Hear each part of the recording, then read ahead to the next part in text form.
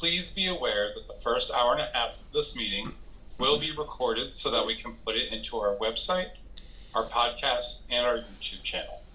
We record an audio only. Feel free to use the podcast on our website along with your Big Book as a resource if you missed the study portion of the meeting. The study portion is also listed on the website so you can follow along.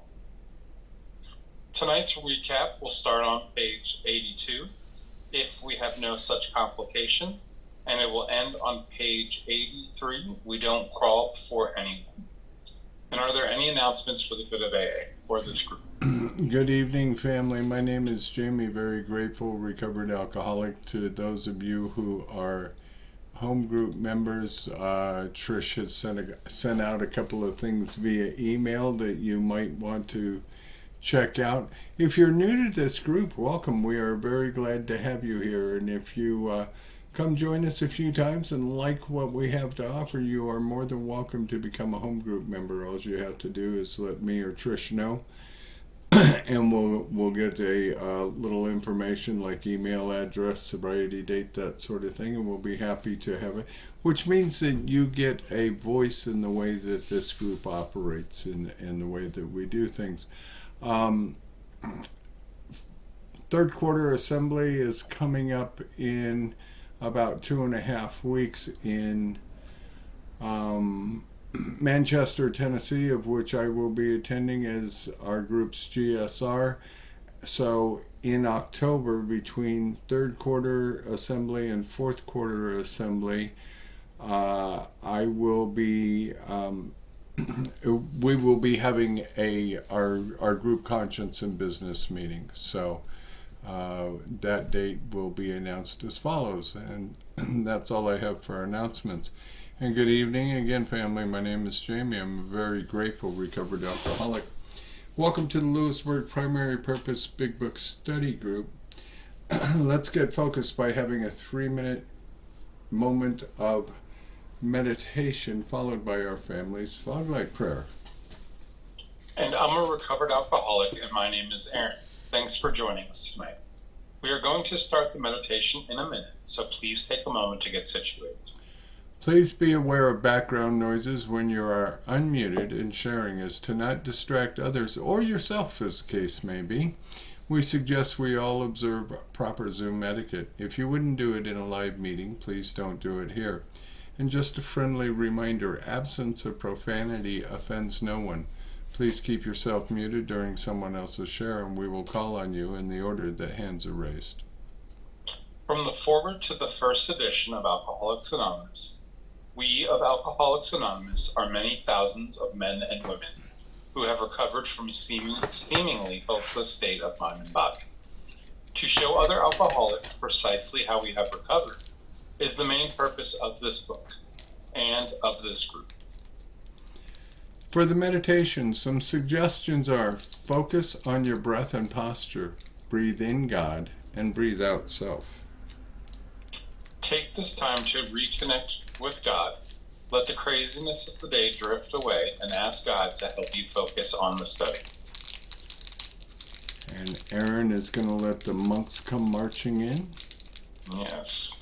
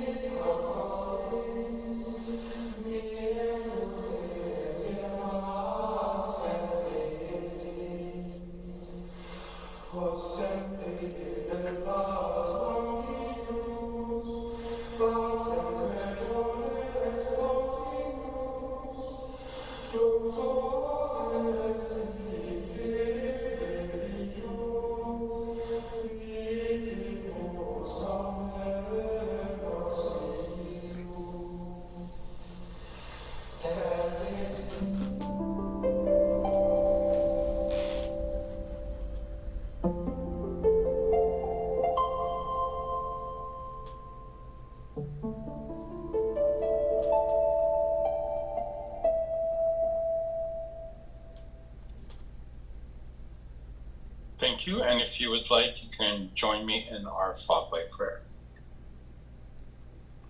Prayer. God, let your love shine through us like a fog light, so that those that are lost, sick, and dying can find your love through us. Amen. And let's have our secretary's report. And this week it's Toe Tap and Pickle. Welcome. You are muted.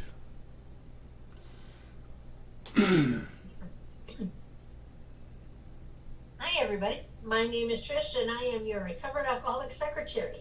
I have asked Larry to read the recovered statement. We read this notice to explain why many people in this group identify as recovered rather than recovering, and what it exactly means to be a recovered alcoholic. Take it away, Larry.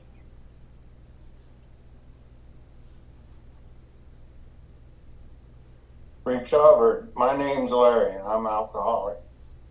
Recovered. We are not cured of alcoholism. Recovered, but not cured. That presents a conflict to some alcoholics. If we were cured, we would be able to drink responsibly. No, we are not cured.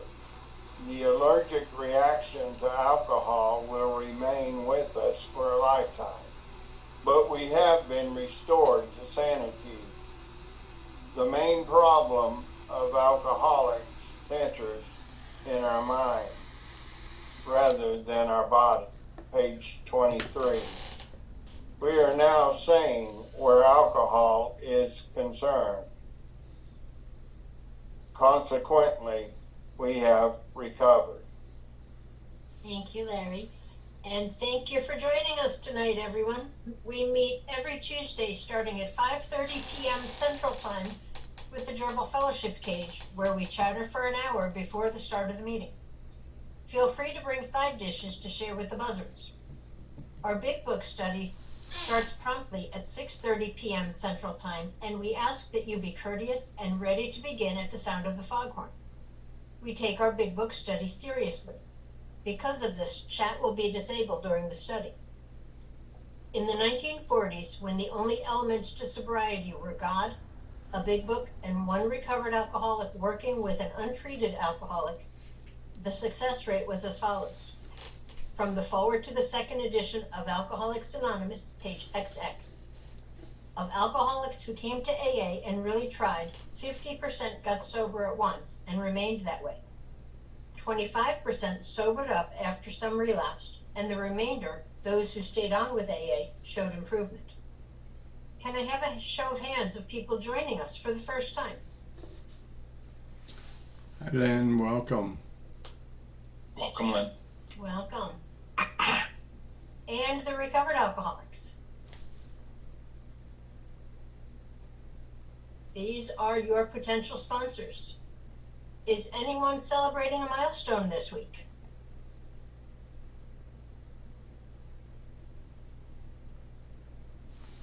I believe we have one. I'm going to throw the chip up for you, Lynn.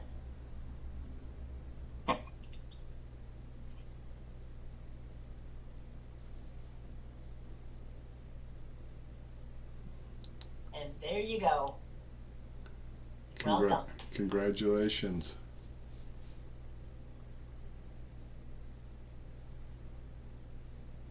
Okay, if you should require a Big Book of your own, we have large print editions available that can be sent to you by Buzzard Mail. Delivery time questionable. Please remember to practice our 7th tradition by donating to the group address, Venmo, or PayPal listed in chat and on the screen. Our suggestion is to purchase a Big Book and take an untreated alcoholic through the program of recovery. Please visit our website posted in the chat. Thank you, and see you next week. Thank you, Trish. The tremendous fact for everyone is that we have discovered a common solution. We have a way out on which we can absolutely agree, and upon which we can join in brotherly and harmonious action. This is the great news this book carries to those who suffer from alcoholism. This is an open meeting. And as such, all who have an interest in alcoholism and our program of recovery are welcome. Because this is an open meeting, you need not identify yourself nor your reason for being here if you do not wish to do so. Your anonymity will be protected. We ask that you protect ours. While this is an open meeting, membership in this group is limited to those who wish to recover from alcoholism and have a desire to stop drinking for good and all. Each member of Alcoholics Anonymous is a potential sponsor of a new member and should clearly recognize the obligations and duties of such a responsibility. And before we get started, before we begin our Big Book study, last week we reviewed Tradition 3.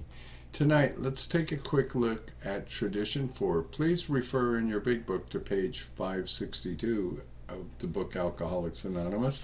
And I'd like to welcome our traditionalist in, Linda. Welcome, Miss Linda. Hi, my name is Linda. I'm an alcoholic, and this is the fourth tradition, which states each group should be autonomous except in matters affecting other groups or A as a whole. I'm going to read the first part of it. It says autonomy is a $10 word, but in relation to us, it means very simply that every AA group can manage its affairs exactly as it pleases, except when AA as a whole is threatened. So every group can just manage itself, it can govern itself, it can have its own, policies, regulations, or rules. And it says the 12 steps and traditions have been tried. And it says there was to be sense where, put it this way, they called people in AA ego-driven individuals and children of chaos. And they talk about the deviations, which caused a lot of problems. So we can govern ourselves, but within a certain boundary. AA groups, the individual groups can govern themselves, but within a certain boundaries. You cannot serve liquor at an AA meeting because that does affect AA as a whole. There's some meetings that, there's people that come from institutions and they need to get papers signed, or maybe they have a DWI and they need to get that paper signed. There are some groups that will go ahead and sign that. There's some groups that will say no, because of that other tradition that we don't endorse or oppose, and of course they will tell you no. So every group, has their own autonomy. They have the right to go ahead and govern themselves. And in this tradition, I was reading it, it says, they have a right to be wrong. And they said there'd be danger should we commence to call some groups wet, dry, Republican, Communist, Catholic, or Protestant. And the AA group would have to stick to its course or hopelessly be lost. Our primary purpose is to stay sober, that's it. It's not to get into other things. And yes, we can govern ourselves, but I'll say it again, within a certain boundaries.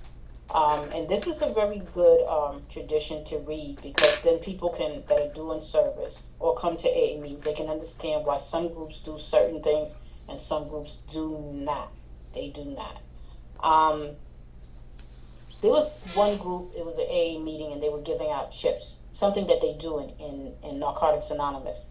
And then there was another group, and they said, we do not give out any chips. We don't do that. And I think that they would just acknowledge your anniversary. They wouldn't have a cake and all that. They would just acknowledge it, and clap for you. But they wouldn't have a cake and all that. And some groups, they do have a cake. And some groups, they do allow your family members to say something. Some groups do not. So it just depends on the group, and they will have their reasons why there's certain things they don't do. They won't just say, no, we don't do it. They'll give you an experience that maybe wasn't good, so this is why they stopped doing it, or they don't want to begin doing it at all. And it says in here,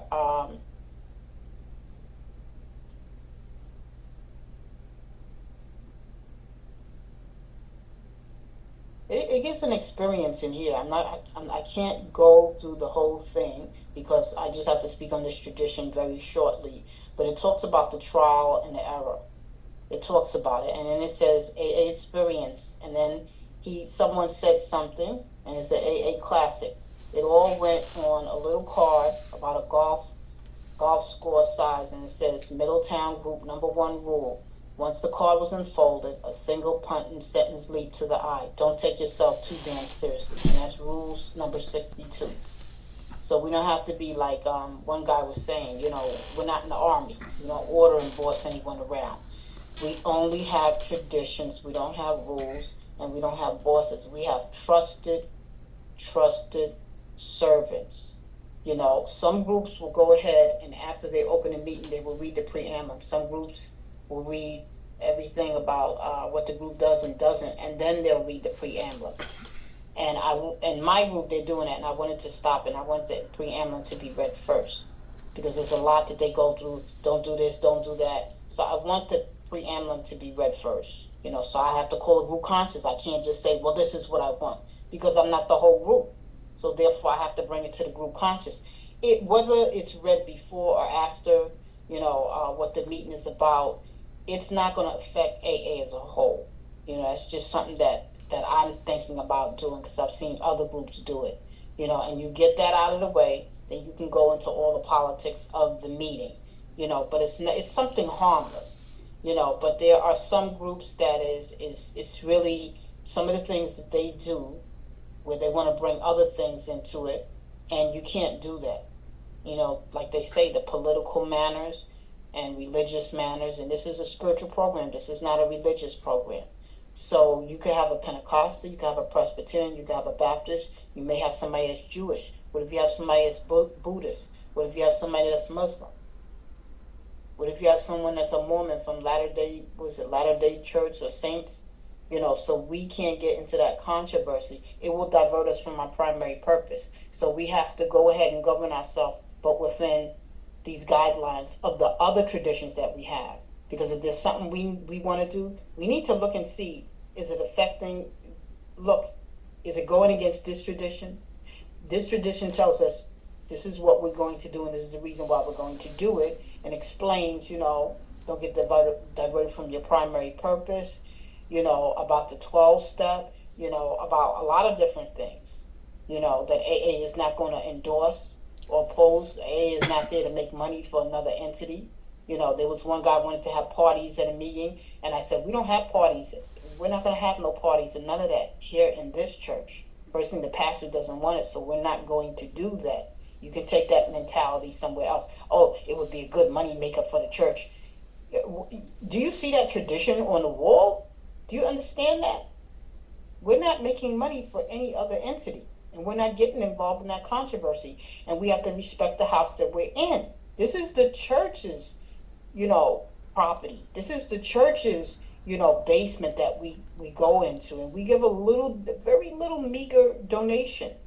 So we have to respect the house that we're in. Plus, we can't go against that tradition. AA can't lend its name so that another group or another entity or a business or a corporation can make money. We can't do that. You can't sell T-shirts in the meeting. I'm selling candy. One lady, before the meeting was over, before the traditions was down, she's telling people about how her daughter is selling candy. And I told her, I said, you can't do that in the meeting. Well, why? I said, because you can't. You can do it outside of the meeting, but you're still in the meeting place. Respect the house that you're in. And this woman's been there a long time. So like it says, children of chaos. We're children of chaos. There could be a group conscious that's not allowed, and then she turns around and wants to do it anyway, and then that's when the group has to enforce it.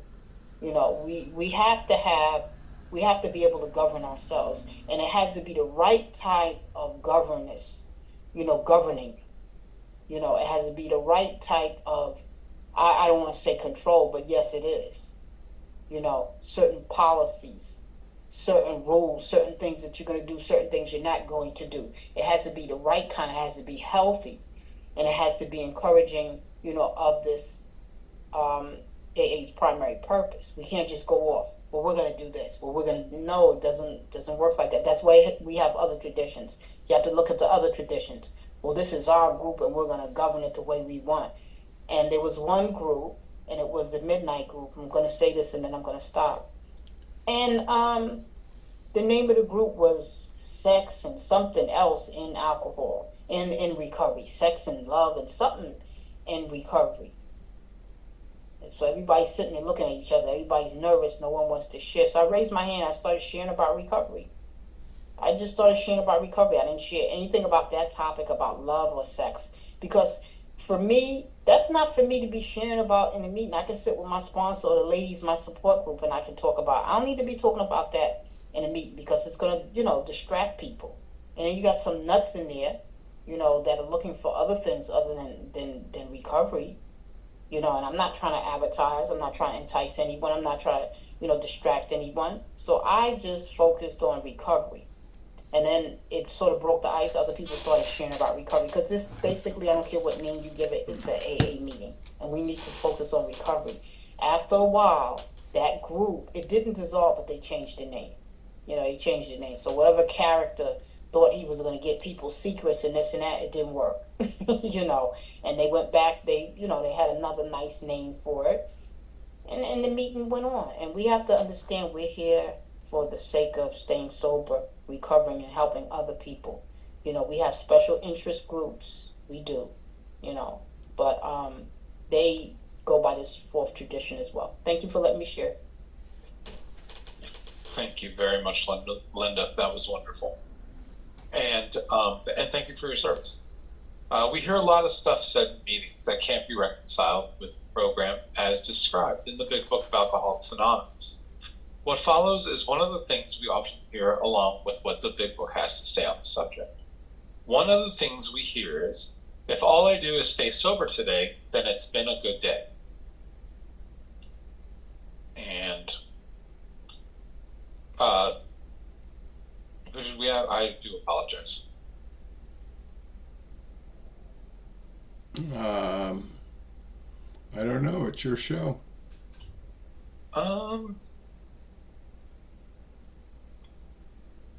William, could you read from page 82, paragraph 3? It starts with sometimes we hear an alcoholic. Thank you so much, You're very welcome. Thank you. Almost there. Thank you. If we have any other complication, you say? Yes. That's where we start. Sometimes we hear an alcoholic say, sorry. Oh, Hey. okay. Yes. I'm looking at you say, oh, this is okay. If we have no complication, there's plenty we should do at home. Sometimes we hear an alcoholic say the only thing he needs to do is to keep sober. Certainly he must keep sober, for there will be no home if he doesn't. But he is yet a long ways from making good up to his wife, our parents, whom for years he has so shockingly treated. Thank you very much, Past William. all understand. Thank you very much. Past. Oh, that's it? Oh, that's okay, it. Thank you. Thank you. Thank you. As we study, please make use of pens, highlighters, and rulers so that you can share this experience with another alcoholic.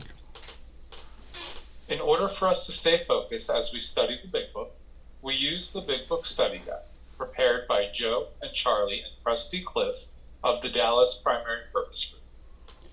And tonight we will begin our recap on page 82, and I believe Art will be our recap reader, and it's starting with if we have no further complication, and it will end on page 83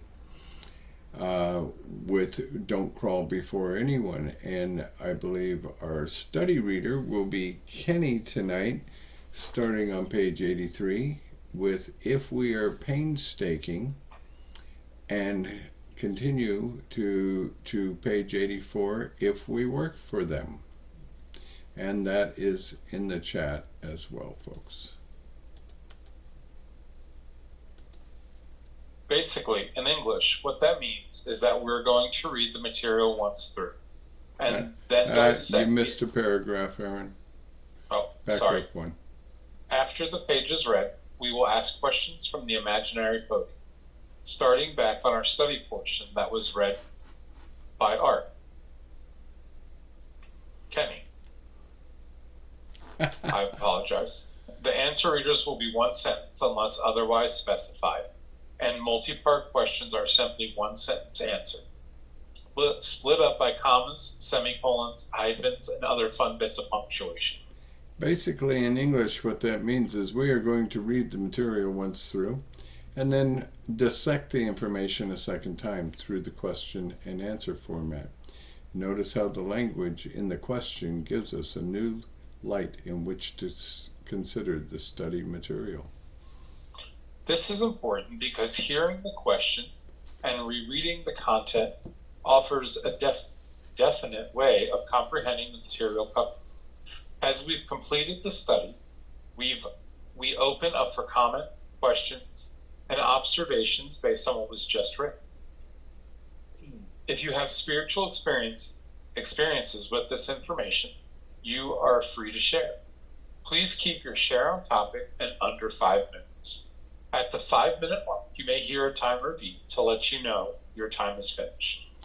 However, Big Book study is not therapy should you begin sharing on topics which are more appropriately discussed in a different setting, for example with your sponsor. Please do not be offended when we cut the conversation short and send the buzzards nipping at your heels. For that purpose, we have fellowship meetings before and after our study time. You can never go wrong by commenting on the page's study, which brings us to the words of one of the co-founders of Alcoholics Anonymous. Sobriety, freedom from alcohol, through the teaching and practice of the 12 steps is the sole purpose of any Alcoholics Anonymous group. And how we arrived at this point, folks. This meeting started just before COVID hit, right here in my living room with 12 other alcoholics. And COVID hit, and we eventually went with this Zoom platform, which has served us in this group very well. This is a 94-week book study from beginning to end, word by word, line by line, with a question for every sentence that there is in the book. And we start at the title page, and we take it all the way through the first 164, through Dr. Bob's Nightmare, and a couple of weeks on the traditions as well through this platform, and also revisit the spiritual experience for a fourth and final time in a standalone night to close it out. And then we circle back around just like the buzzards, and we pick it up all over again.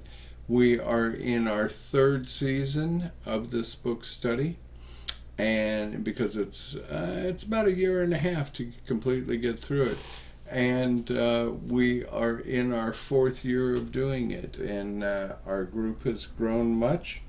Our group has done a lot of things as Linda described in the traditions, according to our own autonomy, as long as we don't affect other groups or AA as a whole, which have been very good and very helpful and very productive, and it is a joy and honor to serve all of you. So that's how we got here, that's where we're at, and who knows where God is going to take us in the future. Thank you. Thank you very much, Jamie. And before we start the recap, we will need 5 or 6 virtual hands raised. If you would like to be one of our answer readers, please be aware that the first hour and a half of this meeting will be recorded so that we can put it onto our website and our YouTube channel.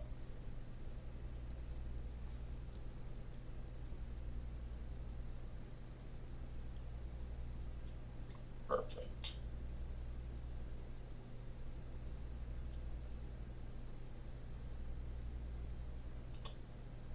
All right, and Art, would you like to start our recap? Yes, my name is Art. I'm a grateful recovered alcoholic. And our recap tonight starts on page 82. If we have no such complication, there's plenty we should do at home. Sometimes we hear alcoholics say that the only thing he needs to do is keep sober. Certainly he must keep sober, for there will be no home if he doesn't. But he is yet a long way from making good to the wife or parents whom for years he has so shockingly treated. Passing all understanding is the patience mothers and wives have had with alcoholics. Had this not been so, many of us would have no homes today, would perhaps be dead. The alcoholic is like a tornado roaring his way through the lives of others. Hearts are broken, sweet relationships are dead, affections have been uprooted.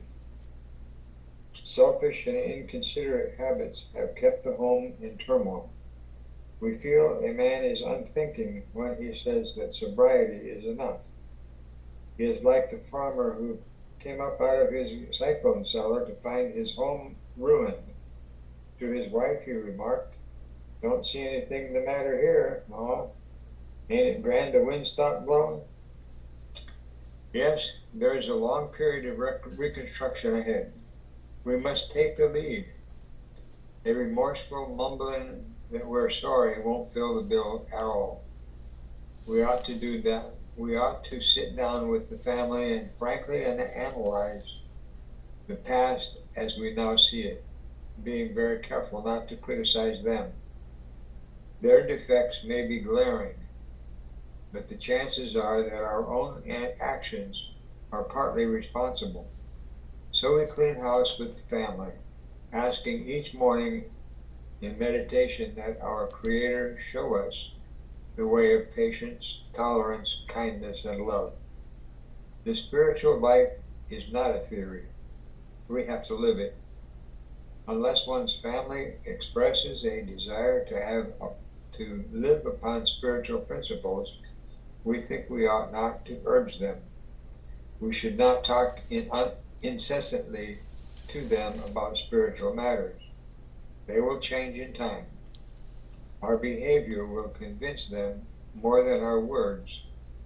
We must remember that 10 or 20 years of drunkenness would make a skeptic out of anyone. There may be some wrongs we can never fully right.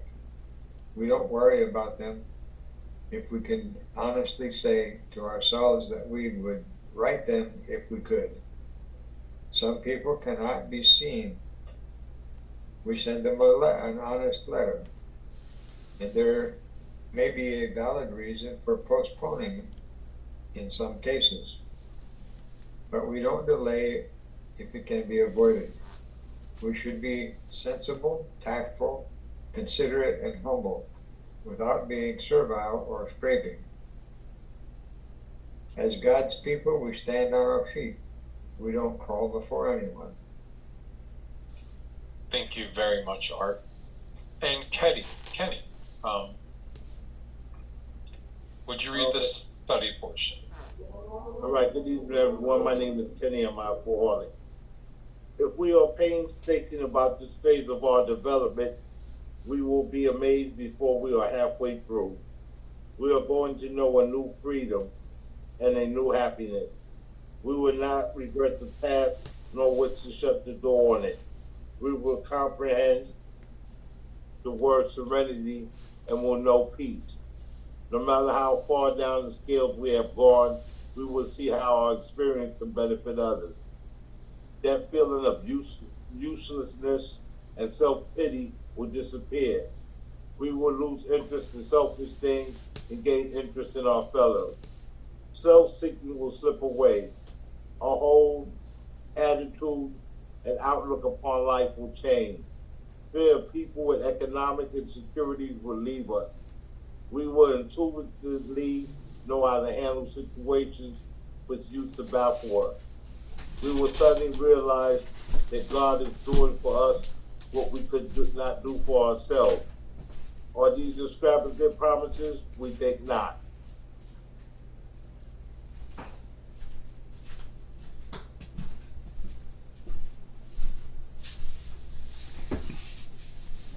And then finish out. Huh? You'll stop at if we work for them. They are being fulfilled among us, sometimes quickly, sometimes slowly. They will always materialize if we work for them. Thank you very much. Thank you, Art. Thank you, Kenny. And for our answer readers, please speak clearly into your microphones. We will ask the questions from our script by Joe and Charlie and Rusty Cliff. The answers to the questions will be sentence by sentence, coming directly out of this week's study, beginning with the first sentence and ending with the last one. If those answering questions lose their place, please allow the question reader to direct them to the correct sentence. If you have experience with this portion of the book that was just read, please feel free to share. Please be mindful of your time and that others may have their hands raised and are waiting to share. A friendly reminder as we share, absence of profanity offends no one. We are now open.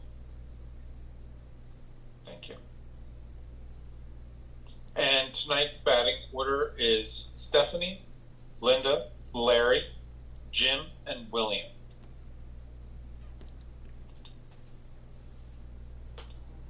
And Stephanie, you get the first question.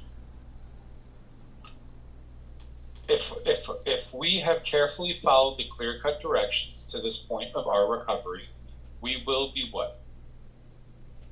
If we are painstaking about this phase of our development, we will be amazed before we are halfway through. And I've got a few comments coming in tonight as well, and here comes the first one. This is the first promise resulting from taking the first 9 steps. A big what? And another comment. See if the following promises would indicate a complete change in the way we think and the way we feel. If so, could this be considered an entire psychic change? How about a spiritual awakening or a spiritual experience? Thank you. And Linda, what is the second promise? We are going to know a new freedom and a new happiness. Thank you. Yes, we will. And Larry, what is the third promise?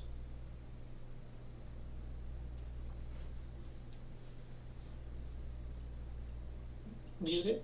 You're muted. Larry, you're muted. Jim, you're also muted. We will not regret the past, nor wish to shut the door on it. Thank you very much. And Jim, what is the fourth promise? You will comprehend the word serenity and you will know peace. Thank you very much. And William, what is the fifth promise? No matter how far down the scale we have gone, we will see how our experience can benefit others. Yeah. Thank you very much. And back to Stephanie.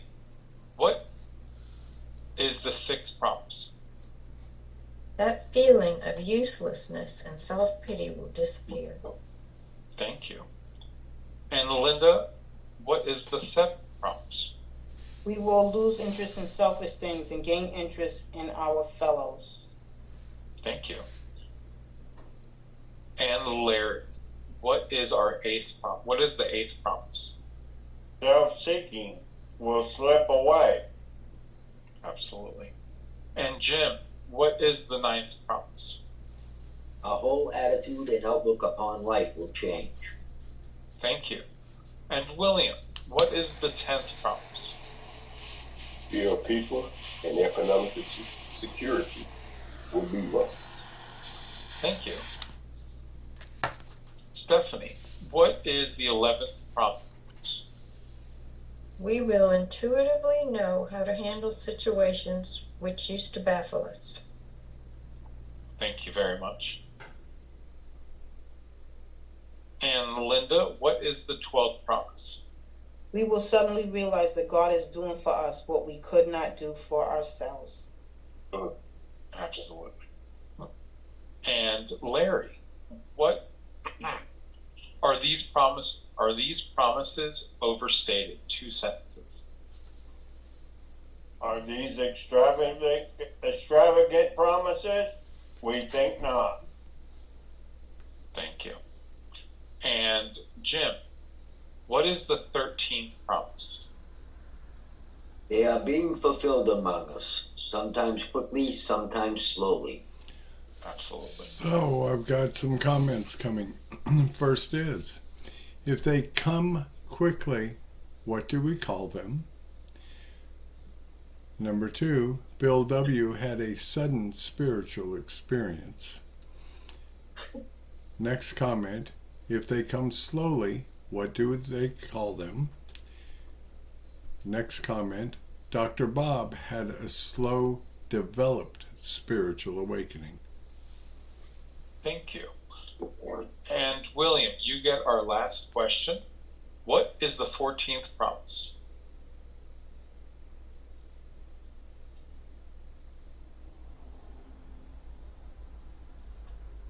That you talking to me? Yes. Okay, I'm sorry. They will always materialize if we work for them.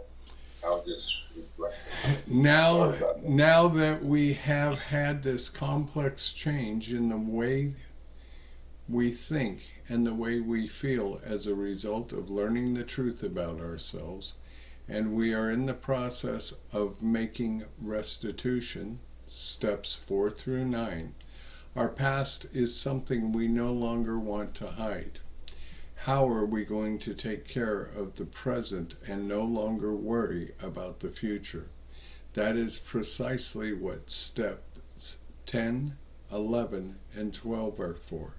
Let's learn how the first 100 did them. Thank you. And now, if you have experience with this portion of the book that was just read, please feel free to share. Please be mindful of your time and that others may have their hands raised and are waiting to share. A friendly reminder as we share, absence of profanity offends no one.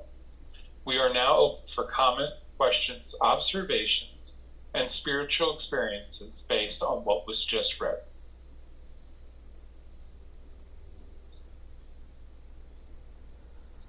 Hi, my name. Oh. Go ahead, William. Sorry, you raised my hand. Right. Yeah, okay, I'm sorry. My name is William Alcoholic. When we were reading that, I was reflecting, and I just got lost in that. Not lost. I was just reflecting, and sort of when you called on me, I didn't realize it. But I was thinking about my life before I got to Alcoholics Anonymous, and my life as an active alcoholic. And to talk about those promises, and if I wasn't a coward, I wouldn't be here today. That's how it used to be, that I felt when I was drinking. And once I came here and began to hear other people share, read the literature, get a sponsor, being guided with this information, that I began to realize that what I had could be useful for somebody else. And that's a good feeling, to know that, And it seemed like in this process, God always sent the people to me who were just like me. God have a sense of humor, He always sent people who were just like me.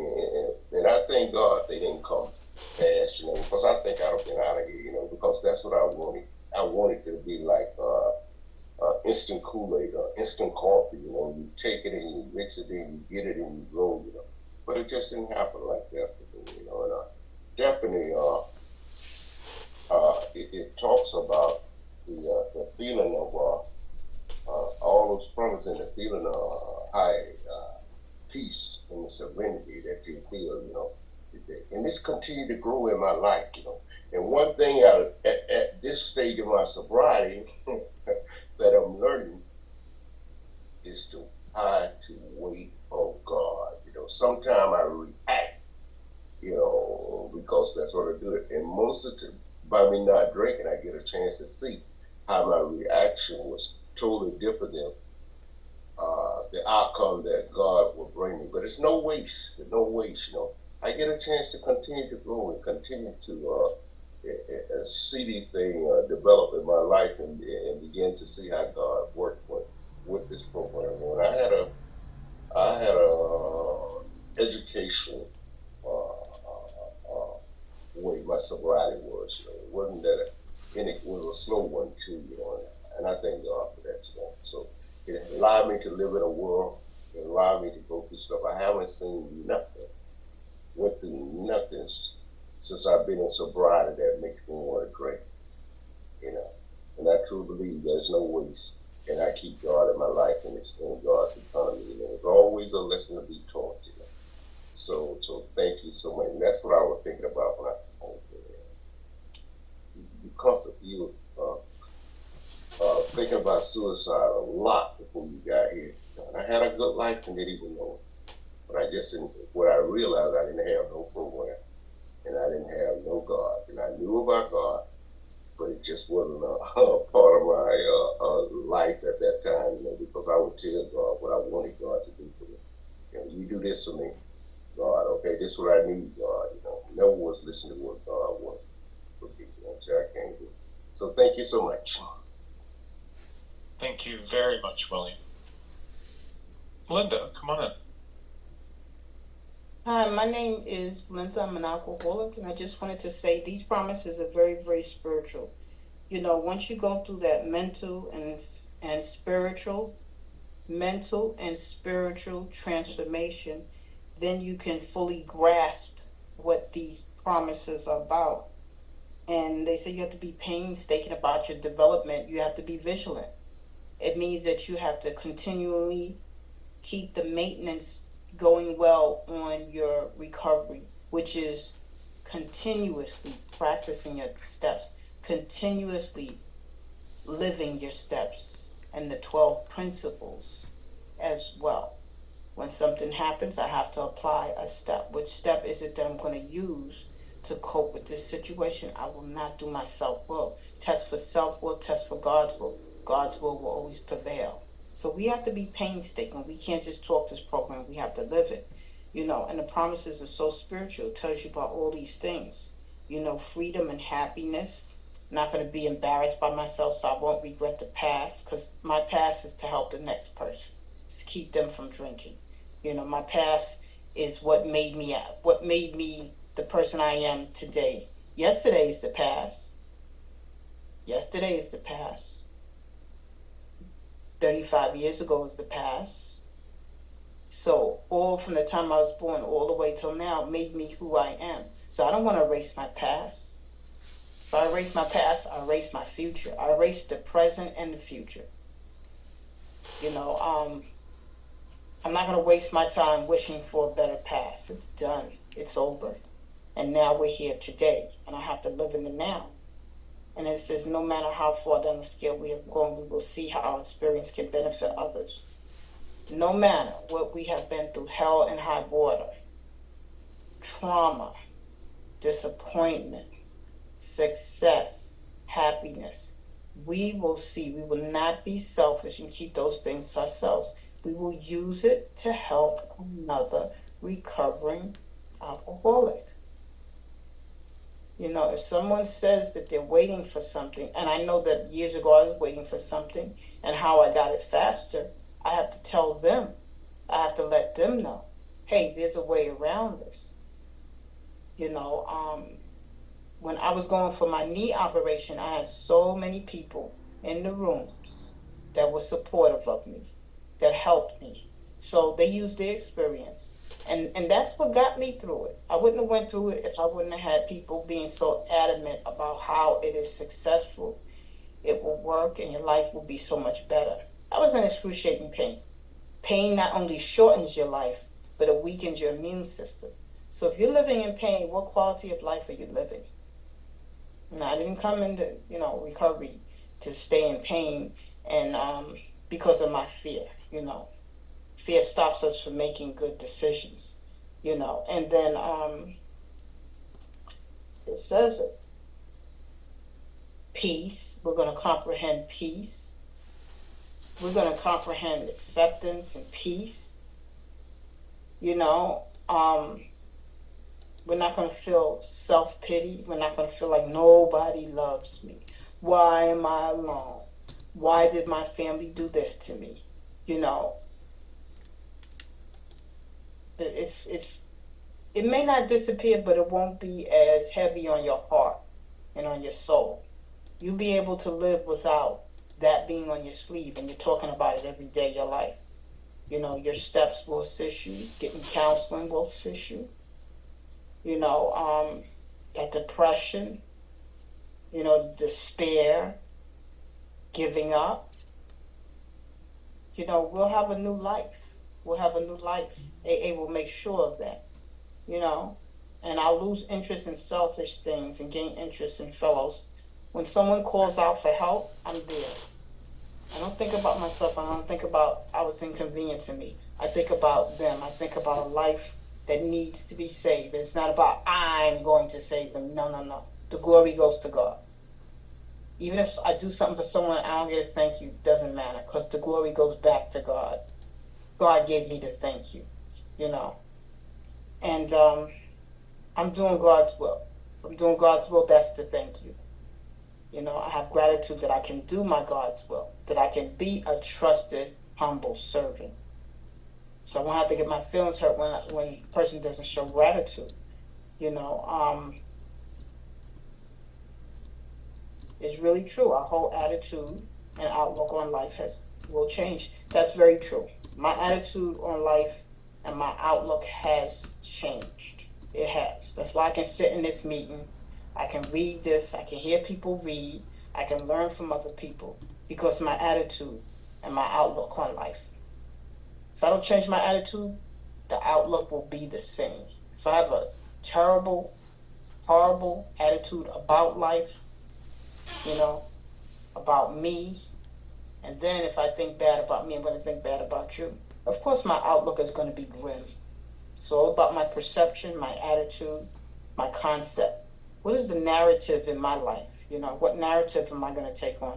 I'm going to take on a narrative of recovery, of peace, of tranquility, of hope, no matter what I go through.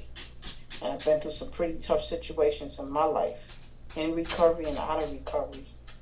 You know, fear of people and economic insecurity. That was a tough one for me. After working in the information technology field and making that X amount of income, and then retiring and not making that X amount of income, boy, that was a blow to my ego. It wasn't so much a blow to my pocket, it was a blow to my ego. And someone's like, oh, your paycheck validated you. I said, you're damn right. You know, so that was something that I had to learn from. I'm not defined by my career, by my accolades, by my degrees. I'm not defined by all that, you know. Push the ego aside, you know. Fear of people. I'm not fearing people anymore. I'm not fearing losing people. I had a friend that was very abusive, verbally abusive. She's bipolar. One minute she was nice to me, next minute she was mean. I don't know why I kept holding on. I was fearful to lose someone that I thought I needed. She was a friend, but the friendship was being depleted. So I had to let go of her, and I had that fear. You know. So I did it. And then when I let her go and some other people, you know, other people started, more healthier, more recovering people came into my life. And that's all that I'll say. You know, we will intuitively know how to handle situations which used to baffle us. Yes, I have no idea where that comes from. It comes from God. God is speaking to us through other people or maybe through us. And it was a situation that I was going through. And I was like, how am I going to solve this? Went and think about all day, went to bed. When I got up, I said to myself exactly what I was going to do, and that was the solution. So that was God talking in my own voice. Like my disease talks to me in my own voice, my God talks to me in my own voice. And I had been thinking about it. Boy, you know, God got to me. So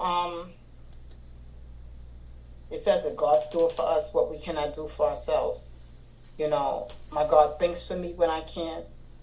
You know, my God protects me when I can't. My God tells me that I'm okay.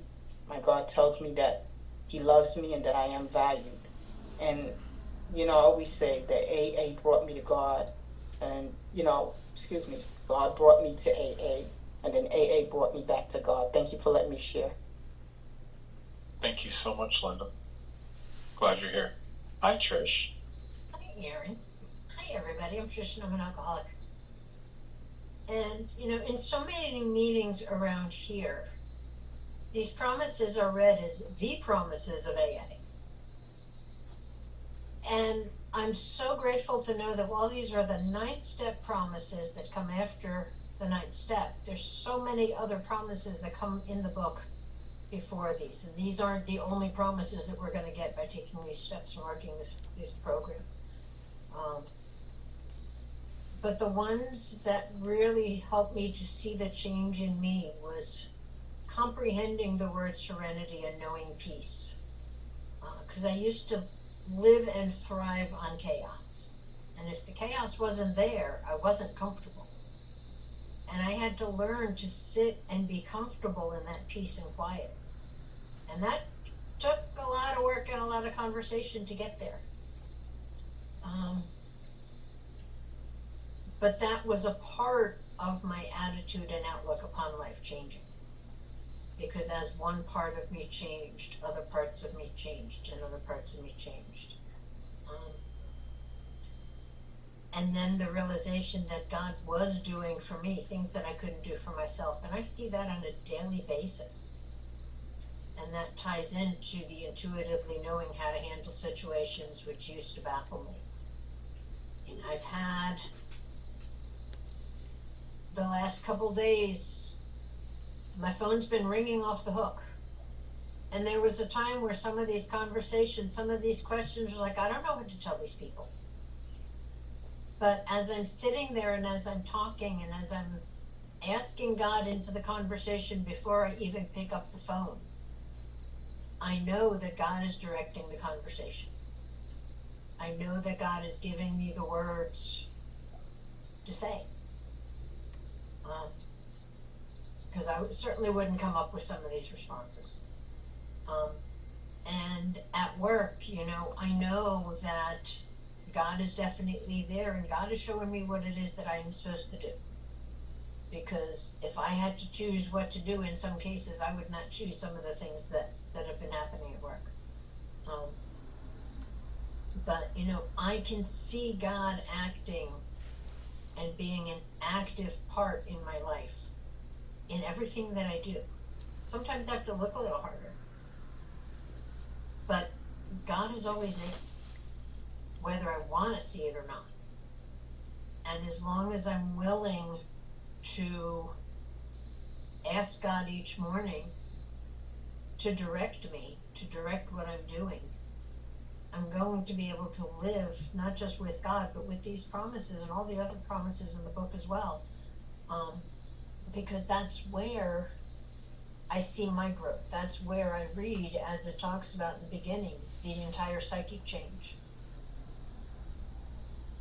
That's the result of the spiritual awakening and the spiritual experience. I did not have that sudden burning bush that Bill did. I had that slowly developed spiritual awakening.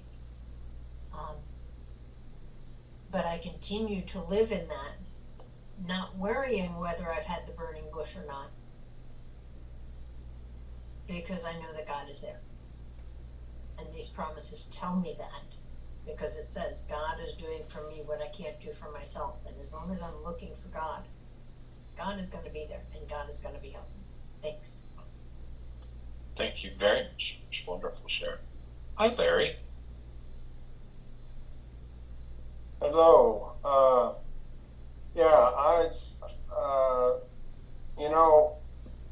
From my background in religious things, before I got into AA and before I really became an alcoholic, I was so used to this kind of hype. I came from a Pentecostal background, and it was all about the burning bush type of experience with God, and so I was very used to that. And when I got into AA, I really didn't know what to expect.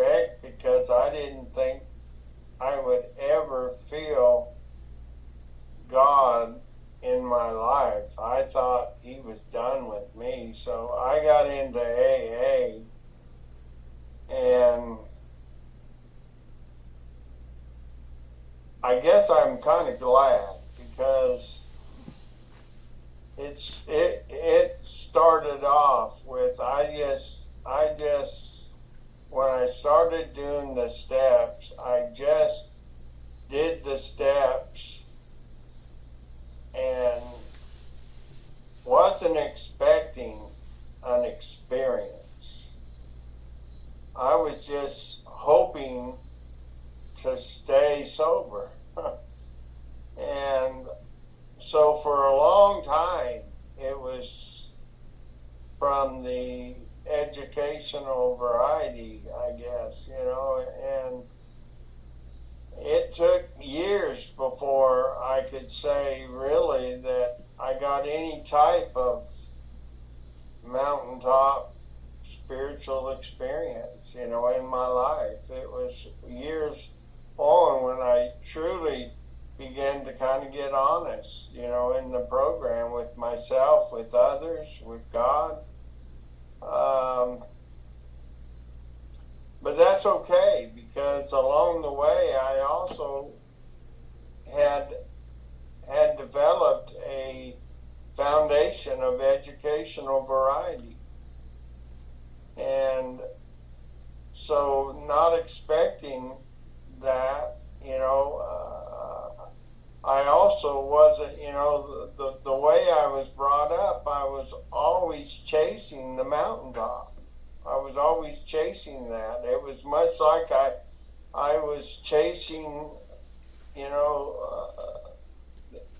getting drunk or getting, whatever substance I happened to be chasing. I was always chasing something to make me feel better.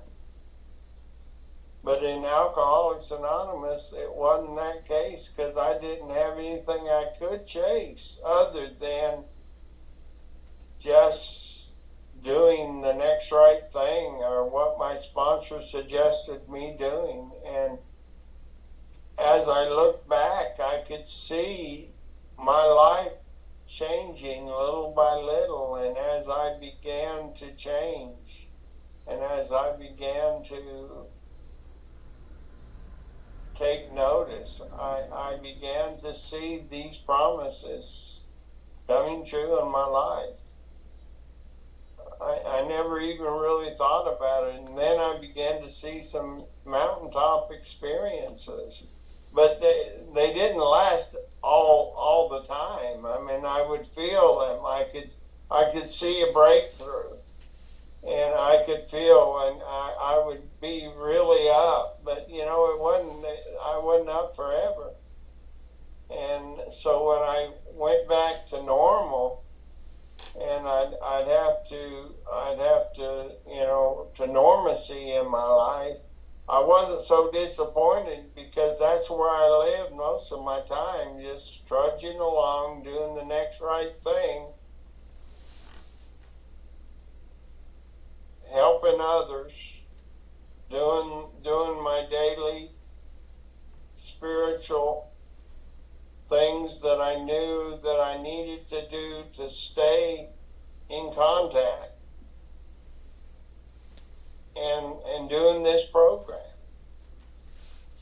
doing service work, reading my daily devotions, reading scripture, whatever my sponsor might have me to do. We would meet every week. We still do. And as life took on year by year, I've learned to have some more of the burning bush type experience, but much of my life was more of the educational, day by day, step by step, going along as doing what I felt God would want me to do. And because of it, I wasn't disappointed when I didn't have, I didn't feel that burning bush experience. I wasn't chasing the burning bush. I could experience it when I had a breakthrough, but that I didn't have to live in it. And the promises have come true. I do have peace today. Do I always have peace? Well, I know that struggles make for more breakthroughs. Sometimes I have to go through some struggles so that I can get to the next mountain. There are things that come along in my life that are not comfortable sometimes because God is doing something in me so that He can do something for me. And those are the things that I've learned because of this program. It's not the great big wonderful breakthroughs that are so important. It's the everyday things that I do on an everyday basis that are important, that make for those breakthroughs. And that's what I'm thankful, because those things are what causes the promises to become true in my life. I'm Larry and I'm an alcoholic. Thank you very much, Larry. Wonderful share. And we can raise hands or you can come in. Mr. Pickles, Senor Pickles, if you know him. Good evening, family. My name is Jamie. I am a very grateful recovered alcoholic, and good to be with all of you this evening, and good to have you all here. These are just... You're muted, Jamie. You're muted. I apologize. Well, now I'm not going to share. See how you are? I'm so sorry. Boy, playing with the buttons you don't need to play with.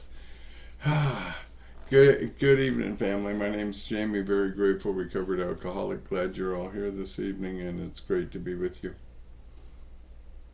You know, as has been said before, our book is full of promises, and the very first one comes on the title page. The story of how many thousands of men and women have recovered from alcoholism. And the second and third one come to us in the foreword to the first edition. We of Alcoholics Anonymous are more than 100 men and women who have recovered from a seemingly hopeless state of mind and body. To show others precisely how we have recovered is the main purpose of this book. So there's over 144 promises in the book. This just happens to be 14 of them, and there are 14 here. But in many, many groups, they'll refer to it as the 12 promises. But if we actually read it, there are 14 promises in here, the way it's been laid out tonight. That's important. It's very important, because if I don't understand that, I might shortchange myself on experiencing a couple of those promises. Now, I like something that we do, and Trish knows what I'm about to do, that we do in the Foundation's meeting. And we do the promises, but we do them a little bit differently. And it sounds kind of like this. When I had a few drinks, I knew a new freedom and a new happiness. When I had a few drinks, I did not regret the past, nor wish to shut the door on it. when I had a few drinks, I comprehended the word serenity and I knew peace. And so on and so on. And it's true when I was drinking because I didn't care about anything. But today, in my life and for many years, I get to and still get to continue to experience these 14 promises. And it's all because, and I talked about it into tonight's recap, that design for living and the spiritual life not being a theory, we have to live it. You know, I listen to a lot of people in Alcoholics Anonymous do comparison. I don't do comparison. Comparison sets me up for unrealistic expectations. If I'm trying to measure your sobriety or my sobriety against someone else's, I'm always going to be disappointed. When I got sober, Art had 12 or 13 years sobriety, and you know, I wanted that 12 or 13 years sobriety, and the only way I knew how to get that is to ask him how he got it. And then of course one time somebody said, well, you know, if you had that 12 or 13 years sobriety, you'd be as old as he is. And I said, whoa, wait a minute, I don't want to be that old yet. And Art's not that much older than me. So you know, we want what we want, but here's the thing, folks, so many of us don't want to work for it. And it says it right here in this, if we work for them.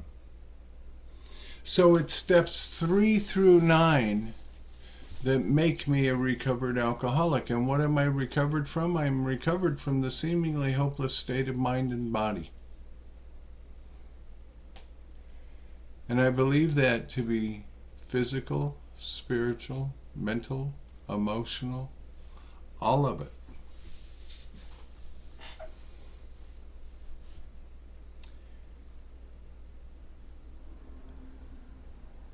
So if I get to this point, and I have thoroughly followed the directions as they have been outlined, what happens, I believe, for all alcoholics, whether they think so or not, that they have recovered from the seemingly hopeless state of mind and body.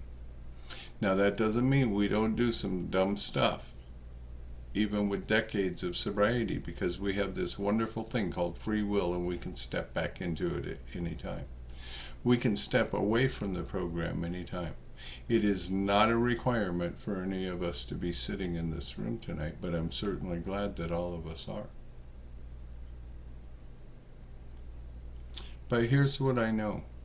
I know this to be a fact because I have seen it.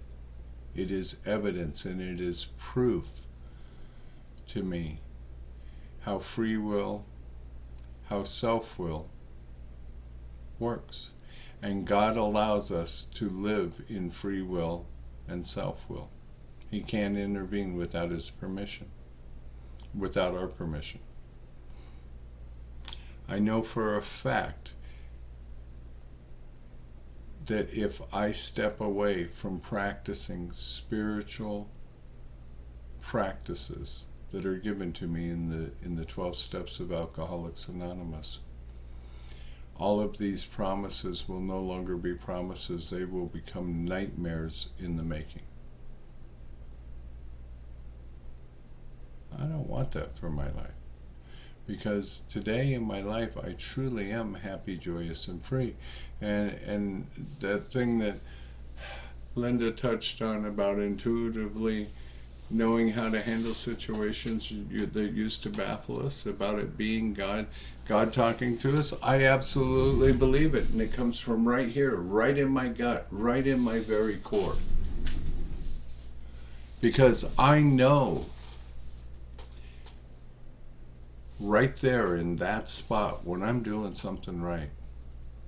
I also know right there in that spot when I'm doing something selfish and self-centered and making life all about me. And that is definitely that special place that only God can fit in. We talk a lot about God in these rooms. Your God doesn't have to look like my God. You know, I do not bring my religion into the rooms of Alcoholics Anonymous. Do I have a religious faith? Absolutely. But Alcoholics Anonymous is not a program of religion. It is a program of spiritual change. And I love it when I hear people say, I'm trying to figure it out. I'm trying to figure out this sobriety thing. How does this sobriety thing work? The first 100 told us exactly how it works. They gave us the pathway. I don't have to figure anything out. All I have to do is follow. And my God, the one I believe in, didn't say figure it out. He said follow me. And that's all I simply have to do. You know, I know that I live these promises today and experience them in my life because I don't have to think about them anymore. Because of the continued practice, serving my God, serving His children has become first nature, and self-serving has become second nature. And when I step into self-service, oh my goodness, it is a very, very uncomfortable place. And it doesn't take very long being there to get in a painful place. And when that painful place hits, some sort of change has to happen. Now in this, in a couple of the comments, it gave the example of Bill's quick spiritual experience, of Dr. Bob's slower spiritual awakening. There's somebody else in the book, and there's more than one example, and one of them would be our friend Fitz Mayo on page 57, 56 and 57 of our big book. And he had that quick spiritual experience. And if you want to read his whole story, it's called Our Southern Friend in the book. And Fitz managed to die 8 years after he got sober, staying sober as a result of our steps. And that's a pretty wonderful thing. So, I can always go to the book. Whatever my struggle is, there's two things I can always do, because my sponsor doesn't always have the answer except for Jamie. The only way I know how to get from where you are to where you need to be is through prayer. And that has been the right answer every time he said that. But I also have learned in my journey, instead of just calling up and whining and complaining about it, to take my problems to the book and find what the solution is to the current problem that is facing me. There's some people who are newcomers can start doing right now today, even if you haven't even taken their other steps and struggling with step 1. And I know we're talking about step 9 tonight, but they all tie together. They're all interlinked. It's a chain, and it's an unbreakable chain. I can look at how I'm treating the rest of God's kids in this world today. That's step 10. If I'm cranky, if I'm angry, if I'm lashing out at others, I am not going to experience any of these promises, even though I may have done all of the steps in front, because it is reverting back to old behaviors. And I can live in the practice of prayer and meditation from day one of coming into the rooms of Alcoholics Anonymous, and even if I don't believe in God, simply say, you know, dude, I don't believe in you, but if you're there, would you please help me? And believe it or not, that's a prayer. I don't have to figure God out. I don't have to figure the steps out. I just simply have to follow. And if I follow, I get to experience everything that it talks about here and even more. There are so many people in Alcoholics Anonymous who do not get to experience the full benefit of the things beyond of what it talks about in the book of experiencing life. But if we just simply follow the process, at a bare minimum, we'll get these promises. And if we like it, the results of them, why would we want to do something that's in conflict with them? Sounds like a very painful way to live. Thanks. God bless. Glad you're all here. Thank you, Jamie. And Aaron had to step away and take care of some babies, so he asked me to come pick up for him. Art, come on in. I had to save some material for Art too, you know. Hello, everybody. My name is Art. I'm a grateful recovered alcoholic. And this part of the book that we read tonight as our study portion is something that we read at many meetings. It's familiar to many alcoholics in Alcoholics Anonymous. But I hear people saying, asking questions like, well, when is that going to happen? Or how come I haven't experienced that? Well, it tells you right in the beginning, when we heard the first sentence that was read tonight, when it happens. If we are painstaking about this phase of our development, what phase are they talking about? The amends process. So if you haven't done a fourth step yet, or if you haven't done a fifth step yet, or you haven't done a second or third step yet, you may experience some of the stuff that's in this section of promises, but you're not going to get the full benefit of it. My experience has been that I have experienced every one of these promises in my life, but not necessarily all at the same time. Not necessarily in the particular order that they're put down. But I find that when I am not experiencing those things that's described, that there's something blocking them, something that I'm doing, something that I'm not doing, that's blocking those promises in my life.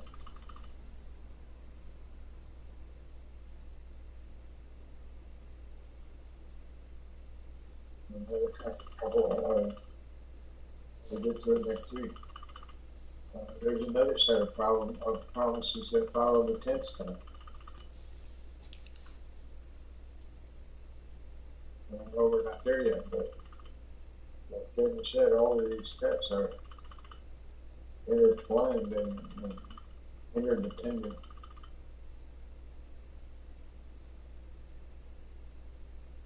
And so it's very difficult for me to isolate one step and talk about only that step. because there's things that come before it and things that come after it that are also important. And in my mind, cannot be forced from one another. And so we're talking about the 9-step promises tonight, and it's a wonderful set of promises.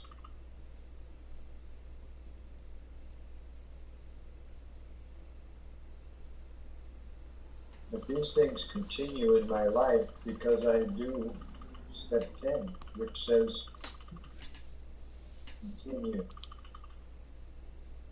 Continue to take personal inventory. Like when we were off after admitting it. And as I continue on this process, these promises become more and more apparent. And I become more and more aware that they're happening in my life. And the same thing happens with the promises following the 10 step. And it's been pointed out by Amy and maybe a couple others that there are many promises in this book. Sometimes I think we read through the book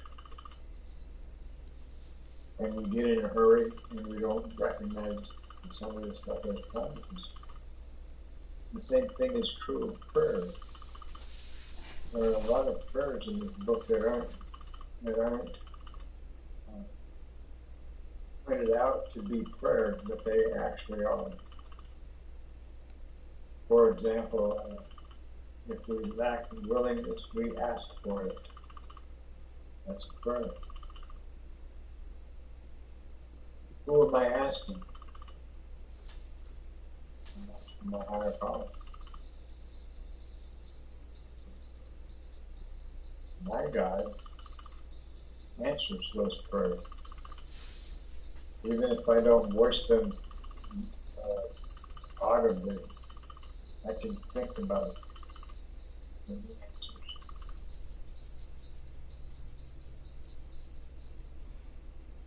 I have things come up periodically in my life, sometimes on a daily basis, but not always, that require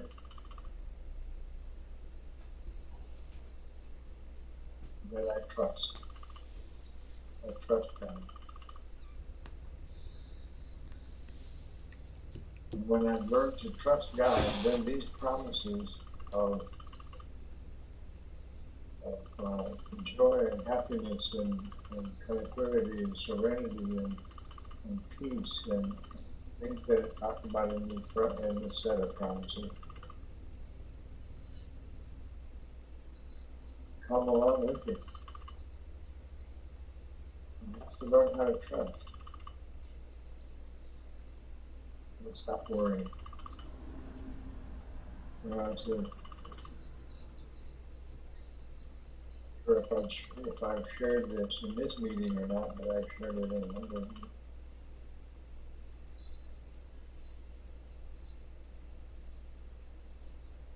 I gotta think, I remember what it was I was going to talk about.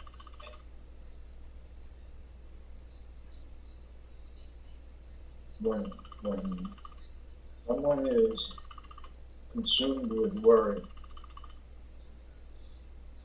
I have a question for them. And that question is, can you give me a specific time in your life when worrying about something made a difference in the outcome of that issue?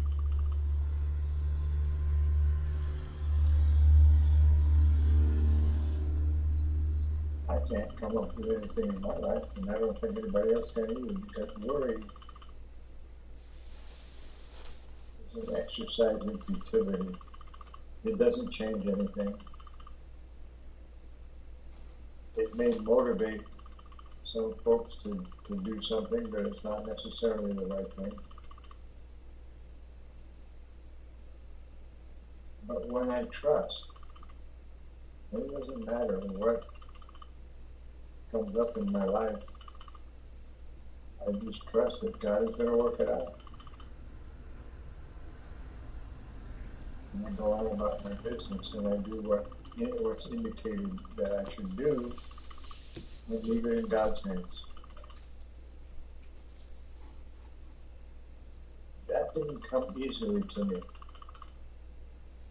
I worked for that.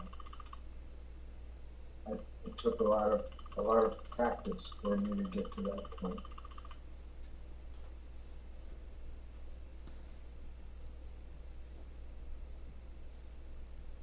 But the end result is very satisfying. And so if you're, if anyone here and that is questioning the authenticity of these promises, or that when is it going to happen for me?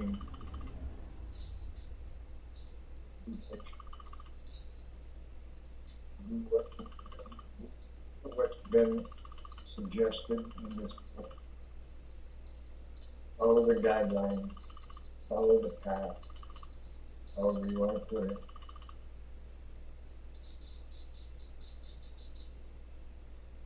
And when I do that, the end result is the ability to trust God.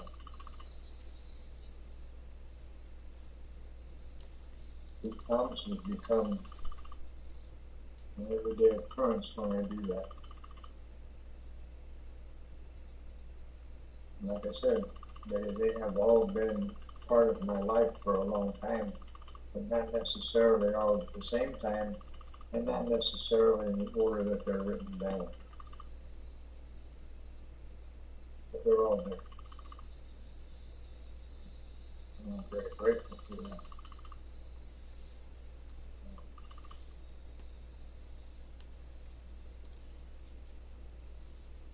I don't think there's anything more I can add to this particular conversation, so I will let the person in. Thank you. Thank you very much. And if there are no other shares, Jamie, would you like to read 164? It would be my pleasure.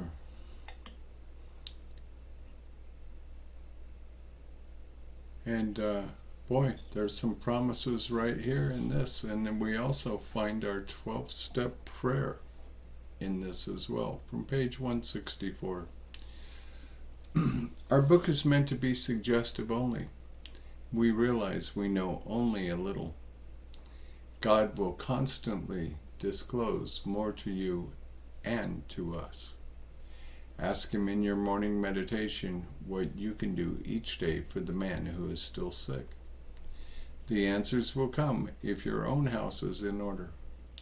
But obviously you cannot transmit something you haven't got. See to it that your relationship with Him is right, and great events will come to pass for you and countless others. This is a great fact for us. Abandon yourself to God as you understand God. Admit your faults to Him and to your fellows. Clear away the wreckage of your past. Give freely of what you find, and join us. We shall be with you in the fellowship of the Spirit, and you will surely meet some of us as you trudge the road of happy destiny. May God bless you and keep you until then. Thank you. Thank you very much. And here at Primary Purpose, we have a very special way of closing this meeting. And since we cannot hold our hands with each other, we hold our hands up and we close with the Lord's Prayer.